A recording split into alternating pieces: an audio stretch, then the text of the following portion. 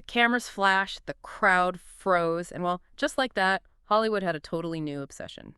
A single sheet of paper in a music video stamped with a brutal evaluation. It said, "Couldn't hurt to lose a little fat." It was meant to be a critique of the industry. Instead, it ignited a global firestorm. Welcome to StarScope Report. Yeah, it really took on a life of its own. It really did. So join us as we uncover Hollywood drama, music industry shakeups, and viral influencer scandals. From red carpet surprises to social media controversies, we dive deep into the stories behind the fame. Today, we are exploring a massive stack of sources, from deep dive Reddit threads and global news outlets to medical analyses from VSC Labs and music reviews from The Guardian. Right, and it is all centered on one inescapable headline: Ariana Grande sparks new health concerns after Petal music video. Exactly. And what is genuinely fascinating here is that the media and the public completely missed the entire point of the art they were consuming. I mean, they looked at a music video explicitly criticizing the culture of body shaming, and the immediate visceral response was to aggressively body shame her. The irony is just staggering. It's wild.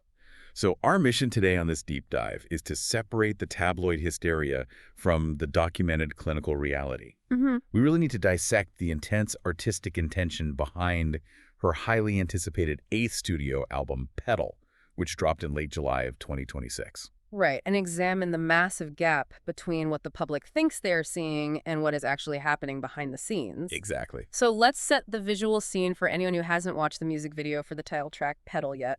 Ariana plays a character named Pepper, and she is this aspiring performer trying to make it inside the fictional Fame INC headquarters. Which is a very stark, ruthless, almost dystopian corporate environment. Yeah, totally dystopian. She performs in front of this intimidating panel of older male judges in tailored suits, and she's wearing this very specific, like, Grease-inspired outfit. Oh, yeah. Black leggings, an off-the-shoulder top, a matching scarf, retro sunglasses, and pearl earrings. And her signature ponytail is completely gone, replaced by these really tight ringlets. Right, and that is a deliberate, highly calculated departure from the glittering pinks and greens she has been associated with for the last few years. Why? I mean, the aesthetic is intentionally stripped down and raw. It really is. And then comes the climax of the scene, the moment that literally broke the internet. Her evaluation sheet is handed back to her. Right. The camera zooms in, and we see the judges' handwritten notes. They write, "Lovely voice, very kind, but nothing special." Ouch. I know, right? Then, in heavily underlined all caps, it says, "Boring on the eyes."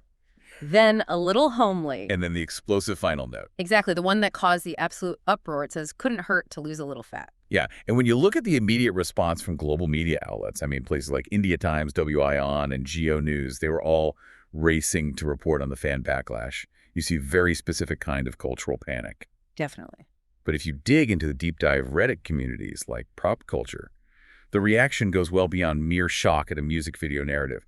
It morphs into a genuine, deeply polarized alarm about her actual physical body. Yeah, I spent hours reading through those exact threads, and I have to say, the language people are using is incredibly intense. It feels almost invasive. Invasive is the perfect word. I mean, you have one specific thread with well over 3,000 comments where fans are diagnosing her based purely on a heavily stylized music video. 3,000 comments, that is insane. Yeah, they are calling her gaunt, comparing her to a coat hanger.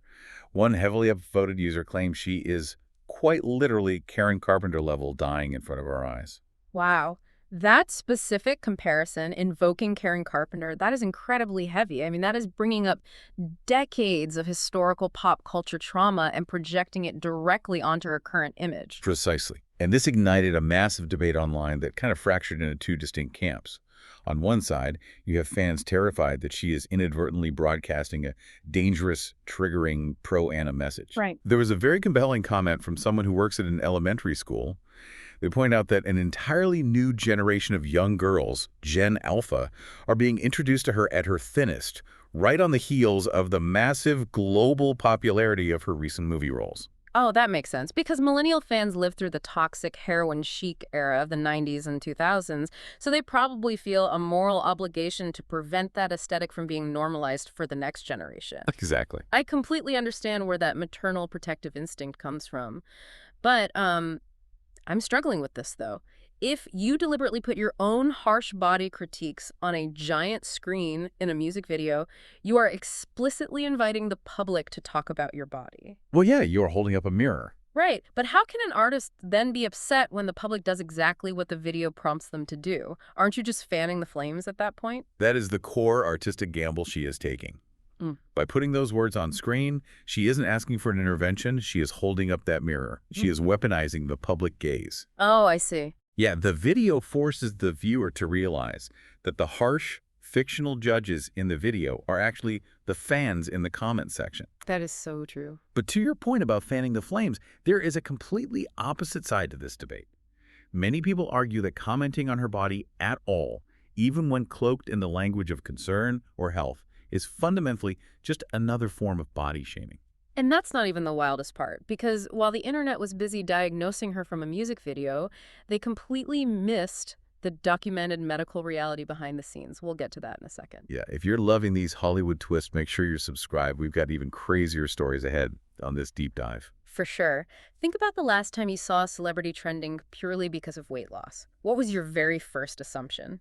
Because as we look at the clinical reports in our stack of sources today, it turns out that our baseline assumptions about health and appearance are often medically backward. They really are. Which brings us to the actual documented reality happening behind the scenes. Yeah, if we want to understand the reality, we really have to look at the clinical perspective provided by VSE Labs and USC Health. Right.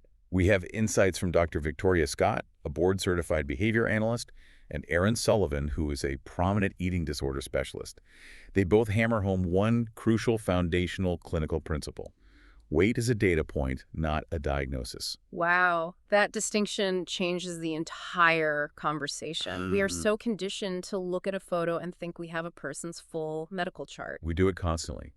But clinically speaking, without comprehensive lab work, a detailed dietary assessment, and a thorough psychological evaluation, assigning a medical diagnosis to a celebrity based on a 4-minute music video is entirely meaningless. It is fiction. Right. It's just guessing. Exactly. Yeah. What we do have, however, are documented, verifiable facts about her life between 2023 and 2026. First, we have to account for her staggering physical output. She filmed 2 massive, highly demanding Broadway-level musical movies back-to-back. The Wicked movies, right? Yes. And that was immediately followed by the Eternal Sunshine World Tour. And a world tour isn't just singing. It is high-intensity choreography, travel, lack of sleep, and performing for hours every single night. I mean, the caloric and energy expenditure required to sustain that level of continuous performance is almost incomprehensible for an average person. It is elite athletic output, honestly. Yeah. But beyond the physical exertion, we have to look at the profound physiological impact of trauma recovery. Oh, right. She has been very open in the past about her PTSD diagnosis, which stems from the horrific Manchester Arena tragedy. And when you combine that with the compounding pressures of childhood fame, well, in clinical literature, trauma and PTSD severely disrupt the body's HPA axis. HPA axis. Yeah, it's the system that controls your stress response. Oh, okay. So if you are living with unmanaged trauma, your body is essentially trapped in a constant fight or flight state. Exactly. And when you are in fight or flight, your adrenal glands are constantly pumping out cortisol. Right, the stress hormone. Yes. And chronic elevated cortisol fundamentally alters how your body operates. It disrupts sleep architecture, it wreaks havoc on gut digestion, and it completely changes your metabolic baseline, meaning how your body stores fat and burns fuel. That makes total sense. Furthermore, she disclosed in a late 2025 Cosmopolitan interview that she made significant lifestyle changes. She stopped drinking alcohol and adjusted certain medications that she explicitly noted were previously linked to emotional eating and appetite changes. Wait, let me wrap my head around the mechanics of that. If someone is using alcohol or emotional eating to cope with high cortisol and PTSD, and then they actively treat the trauma, remove the depressants, and undergo intense physical exertion, well, their body composition isn't just going to change, it has to change. Exactly. It's a predictable physiological response to a resetting nervous system. That is the exact mechanism. When the nervous system finally downregulates and the cortisol drops, the baseline resets, and this aligns perfectly with her documented nutritional strategy. Right. The public loves to speculate about crash diets, but clinical observations detail that she follows a very strict, whole food vegan macrobiotic approach. I always hear the word macrobiotic, but what does that actually mean in practice? I mean, it sounds like a trendy Hollywood buzzword. It really does, but it's actually rooted in traditional Eastern philosophy, specifically Zen Buddhism. Mm. It is not a weight loss diet at all. Oh, really? No, it is a system focused on balancing yin and yang elements in food, prioritizing locally grown, seasonal, complex carbohydrates. We are talking about nutrient-dense foods like daikon, sweet potatoes, edamame, and specific Japanese vegetables. Oh, wow. Okay. The biological goal of a macrobiotic diet is slow, sustained energy release. If you are dancing for 3 hours on stage every night, you cannot survive on starvation. You need sustained metabolic fuel, which complex carbohydrates provide. Okay, let me throw an analogy at you because this is how I'm visualizing this entire situation. Think of it like inspecting a house's foundation from a helicopter. Okay, I like that. The public is hovering above, they see the roof changing shape, they see the physical exterior changing, and they immediately scream that the house is collapsing. Right. They don't see the structural renovations happening inside. They don't see the medication adjustments, the trauma therapy, the nervous system resetting. But still, doesn't ignoring physical changes entirely just allow the elephant in the room to grow unchecked? Like, if millions of young fans are watching, doesn't silence normalize an extreme aesthetic? That is a brilliant way to frame it, and it highlights the exact ethical tension that eating disorder specialists navigate every day. Yep. But the clinicians from USC Health point out the sheer psychological damage caused by the public gaze itself. How so? Aaron Sullivan noted that every time a viral before and after side-by-side photo is posted online, it implicitly teaches everyone scrolling through their feed that their own bodies are also up for public review. Oh, wow. So the attempt to save the celebrity actually damages the audience. Profoundly. Weight comments, even well-intentioned ones, significantly increase body dissatisfaction across the board. The cultural habit of body-checking celebrities reinforces harmful beauty standards for the general public. Yeah, that makes a lot of sense. So while the internet thinks they are staging a helpful intervention for a pop star, they are actually broadcasting a highly toxic message to everyone else. They are saying your worth, your health, and your mental state are entirely visible, and society has the right to judge them. Later in our deep dive, we'll talk about the shocking twist nobody saw coming, the music itself. Because this isn't just about a music video, it's about a feral new sound. Yeah, so stay tuned and hit that subscribe button so you don't miss what's coming next. Absolutely. Which brings us to the most incredible twist in this entire deep dive. The irony here is that the public is treating her like a fragile, broken victim who desperately needs saving. But the moment you actually press play on this new album, you hear the exact opposite. It's pure aggression. It is a profound sonic and thematic rebellion. Let's talk about the art itself, because it is impossible to separate the controversy from the music. On July 31st, 2026, when Petal dropped, anyone expecting the glossy theater kid energy of Eternal Sunshine or the sweeping cinematic glitz of Wicked was in for a massive shock. Oh, completely. She described this album herself as being a little feral. It was born out of what she called unfiltered rage, and she made a very specific choice not to polish or rewrite the lyrics to make them polite or digestible. The production mechanics alone tell a story of defiance. I mean, the sound is incredibly dark, synth-driven, rooted in heavy R&B and experimental electronic beats. Yeah, it's so different. Reviewers are actually comparing the densely layered, almost ghostly vocal harmonies to artists like Imogen Heap. The Guardian review famously dubbed it a haunted house of a pop record. A haunted house of a pop record. That is perfect. And the core metaphor of the entire project ties it all together, a pedal in the pavement cracks. It's this imagery of something delicate having to forcefully push its way through a cold, hard, unforgiving world just to survive. Exactly. The pavement, in this metaphor, is the public scrutiny, the assumptions, and the harsh evaluations we just discussed. The album is her tactical response to it. Right. When we analyze the lyrical themes, she isn't retreating at all. She is directly addressing the media, her fans, and her past relationships with the kind of calm, controlled anger that we haven't seen from her before. Yeah, just look at the lead single, Hate That I Made You Love Me, which debuted straight at #1 on the Billboard Hot 100. It's this icy, mid-tempo synth track. So good. It really is. On the surface, she's expressing regret over a past romance, but structurally, she's also addressing the obsessive, intrusive nature of her fan base. And then you have the opening track, Kiss Me, which is just completely dread-soaked. Yeah. It's almost vampiric in its tone. She's asking a lover to hold her like she's about to die. It's incredibly heavy. And she certainly doesn't hold back on the people who have wronged her personally either. On the track, Oh. well, she is casually, almost cheerfully, dispatching toxic exes to hell. But perhaps the most revealing track regarding our discussion today is Like I Do. Yes. Like I Do is the thesis statement of the entire era.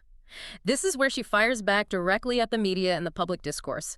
There's a specific lyric that just jumps right out of the speakers. I'm making sense off of your nonsense. All that shit talk keeps me well fed. The double meaning there is just brilliant songwriting. She is acknowledging the constant clickbait headlines, the faux concern about her weight, the endless online speculation, and she's essentially saying, go ahead, keep talking. Your obsession is literally financing my empire. Here's the part that really gets me, though. The contrast is staggering. The public looks at the Petal music video, and they see someone they think is frail and in need of an intervention. But she isn't asking for help. Not at all. Behind the scenes, she is aggressively suing hackers who stole her unreleased music. She is calling out the cruelty of the industry, and she is fully embracing her own agency. She is weaponizing the very aesthetic the public is criticizing to fuel a multi-million-dollar era that she completely controls. It is a masterclass in subverting expectations. She is taking the narrative that she's a victim of the Hollywood machine, flipping it upside down, and turning the tabloid industry into her own personal PR engine. It really makes you question everything you read online. So as we look at this entire phenomenon, from the panic over the music video to the aggression of the album, what does this actually say about us, the audience? Like, why did we react this way?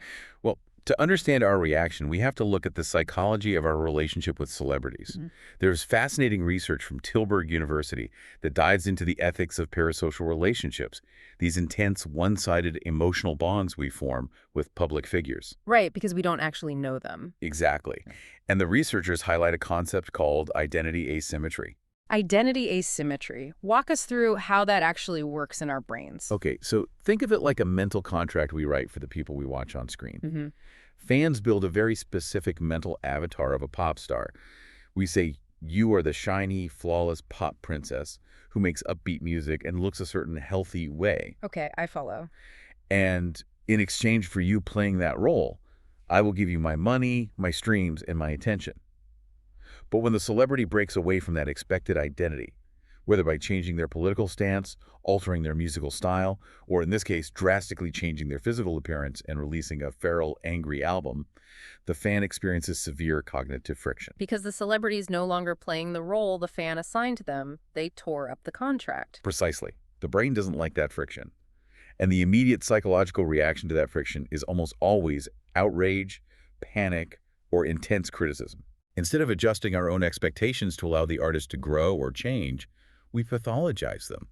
We convince ourselves that something must be terribly wrong with them because it's easier than admitting that our mental image of them was just a fantasy. Wow, that is a massive paradigm shift. It forces us to ask a really uncomfortable question about the viral response to the Petal video. When millions of people take to the internet to dissect her body and demand medical intervention, do we actually care about a celebrity's health? Or are we just angry that our favorite doll no longer looks and acts the way we want her to?